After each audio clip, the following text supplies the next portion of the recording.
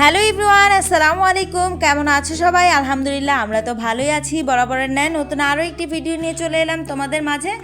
আশা করি আমার আজকের ভিডিওটিও তোমাদের কাছে ভালো লাগবে। তবে আজকে আমি কোনো স্পেশাল কিছু শেয়ার করছি না। আজকে হচ্ছে সকালে আমি কী দিয়ে নাস্তা করলাম সেটাই তোমাদের সাথে শেয়ার করব।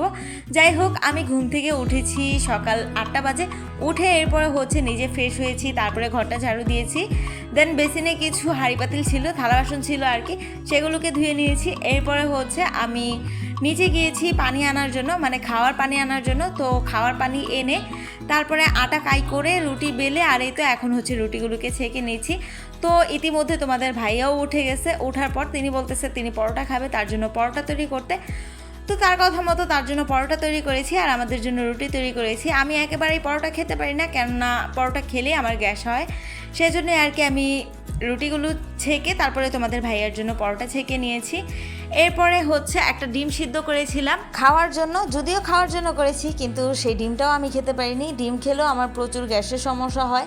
আমি ডিম ভেজে খাই বা সিদ্ধ করে, যেভাবেই খাই না কেন, ডিম খেলেই আমার পেটের ব্যথা শুরু হয়ে যায়। তেল জাতীয় জিনিস বা ডিম এগুলো না আমি খেতেই পারি না। খেলেই আমার গ্যাসের প্রচুর সমস্যা, মানে পেটে অনেক ব্যথা করে। বিশেষ করে সকালবেলা ডিমটা খেলে আমার পেট ব্যথা করে। তাও আমি একটা ডিম নিয়েছিলাম খাওয়ার জন্য, কিন্তু দুর্ভাগ্যবশত সেটাও আমি খেতে পারিনি। যাই হোক, কথা বলতে বলতে কিন্তু আমি রুটিগুলোকে ছেঁকে নিয়েছি। এরপরে এই যে অফ ক্যামেরায় যে ডিমটাকে সিদ্ধ করেছিলাম সেটাকে ঠান্ডা পানিতে অনেকক্ষণ ভিজিয়ে রেখেছিলাম। আর এই তো এখন হচ্ছে ডিমটাকে আমি ছিলে নেব। তো ইতিমধ্যে দেখতে দেখতে যারা আমার ভিডিওর এই প্রান্তে চলে এসেছেন তাদের সবাইকে অসংখ্য অসংখ্য ধন্যবাদ। যদি আমার ভিডিওটিতে একটি লাইক না দিয়ে থাকেন তবে প্লিজ প্লিজ প্লিজ আমার ভিডিওটিতে একটি লাইক দিয়ে দিবেন। আপনাদের একটি লাইক আমার ভিডিওটি আরও অনেকজনের কাছে পৌঁছতে হেল্প করে। আমি তোমাদের সাথে আরও একটা কথা বলে রাখি, সেটা হচ্ছে আমি যেহেতু একেবারে সাধারণ ঘরের মানুষ, একেবারেই সাদামাটা, তো আমার লাইফস্টাইলও কিন্তু সাদামাটা। তো আমি যেভাবে কাজকর্ম করে থাকি, আমার যে কাজটা যেভাবে করি সেভাবেই কিন্তু আমি তোমাদের সাথে শেয়ার করি।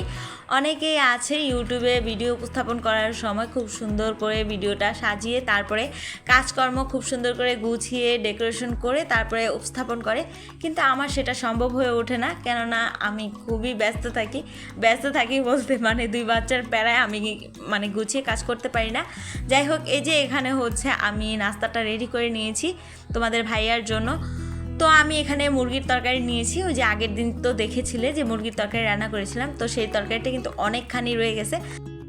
আর আজকে আমার তেমন রান্নাবান্নাও করা লাগবে না, মুরগির তরকারি অনেকখানি রয়েছে, ডালও আছে, শুধু ভাতটা রান্না করলেই হবে। যাই হোক, বাইরে খুব সুন্দর বৃষ্টি হয়েছে। তারপরে হচ্ছে বৃষ্টিটা থামার পরে অনেক সুন্দর একটা বাতাস বইতেছিল, তো সেটাও তোমাদের সাথে শেয়ার করলাম। এরপরে তোমাদের ভাইয়া দোকানে চলে গেছে নাস্তা করে। আর এই তো আমি বাচ্চাদেরকে নিয়ে পড়তে বসিয়েছি।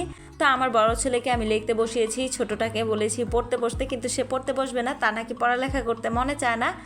আর বড় ছেলে, তার কথা কি বলবো, তাকে তো পড়াতে বসাতে হলে হচ্ছে জোর করে বসাতে হয়। যাই হোক, এখানে তাকে লিখতে দিয়েছি। আর আমার ছোট ছেলে যখনই আমার বড় ছেলে পড়তে বসে তার খাতা, পেন্সিল, রাবার, কাটার এগুলো নিয়ে যাবে, তাকে পড়তে দিবে না, এটাই হচ্ছে বড় কথা। তো আমার বড় ছেলেকে আমি ঈদের পরে মাদ্রাসায় ভর্তি করিয়ে দেব। তো সবাই আমার বড় ছেলের জন্য দোয়া করবে।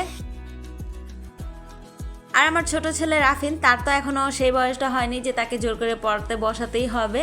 তো মুখে মুখে যতটুকু পারি পড়ানোর চেষ্টা করি, এই আর কি। তো যাই হোক, কথা বলতে বলতে কিন্তু একেবারে ভিডিও শেষ প্রান্তে চলে এসেছি। তো এই ছিল আমাদের আজকের ভিডিও। কেমন লাগলো তোমাদের কাছে কমেন্টের মাধ্যমে জানিয়ে দাও। এবং ইতিমধ্যে যদি আমার চ্যানেলে নতুন কোনো দর্শক এসে থাকো, তোমাদের কাছে যদি খুব বেশি ভালো লেগে থাকে আমার ভিডিও, তাহলে চাইলে আমার চ্যানেলটি সাবস্ক্রাইব করে রাখতে পারো নতুন নতুন ভিডিও পাওয়ার জন্য। এবং তোমাদের বন্ধু বান্ধব আত্মীয় স্বজনের সাথেও শেয়ার করতে পারো আমার ভিডিওগুলো। আর হ্যাঁ, যারা যারা আমার ভিডিওটি দেখতে দেখতে এই পর্যন্ত এসেছো সবাইকে অসংখ্য অসংখ্য ধন্যবাদ। আমার ভিডিওটিতে যদি এখনও লাইক না দিয়ে থাকো তাহলে প্লিজ একটি লাইক দিয়ে দাও। আল্লাহ হাফিজ অ্যান্ড আসসালামু আলাইকুম। আবার দেখা হবে নতুন ভিডিওতে। সে পর্যন্ত সবাই সুস্থ থাকো। Bye bye.